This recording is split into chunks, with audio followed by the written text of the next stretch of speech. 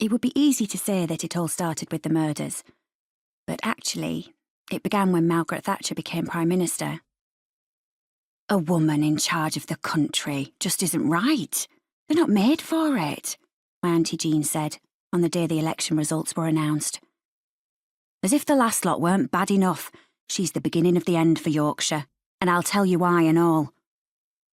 She was bustling about our small kitchen, vigorously re-wiping surfaces I had already wiped. I was sat at the table, in my brown and orange school uniform, shelling peas into a colander on the chipped yellow formica top, popping fresh ones into my mouth whenever she wasn't looking. I wanted to point out that, like Margaret Thatcher, Auntie Jean was also a woman. But Auntie Jean hated being interrupted mid-flow, and it was just the two of us, meaning there was no escape from her opinions, of which there were many. So many, she began to list them. "Number 1, she said, her wiry grey curls bobbing along as she shook her head. You take one look at that face and you can see what power does to a woman. It hardens them. You can just tell she's no heart, can't you?" She took a wooden spoon off the draining board and wagged it at me for emphasis. I mumbled.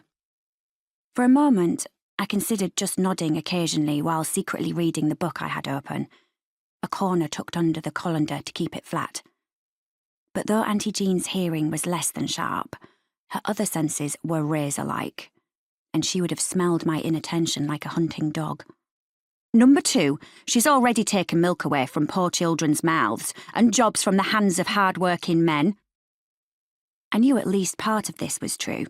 The rhyme, "Thatcher, Thatcher, milk snatcher," was still heard in our school, years after she had taken away the little bottles of disgusting lukewarm milk we used to have to drink daily there. 3, these bloody murders every 5 minutes, that's what Yorkshire's famous for now. Dead girls. She put the wooden spoon away and opened the door of our ancient fridge with its rusted corners, which creaked in protest. Immediately tutting about the lack of substance inside it, she pulled out the battered spiral-bound notebook she carried everywhere with her, removed the equally battered pencil, shoved it in the top, and licked the nub. Butter, milk, cheese. I could see her mouthing the words as she wrote them down, neatly listing them in the copperplate handwriting she was so proud of. Auntie Jean liked to tidy up the messiness of life, putting everything into order. I sometimes wondered if that was what she was trying to do to our family. She finished her list, closed the fridge, and looked at me.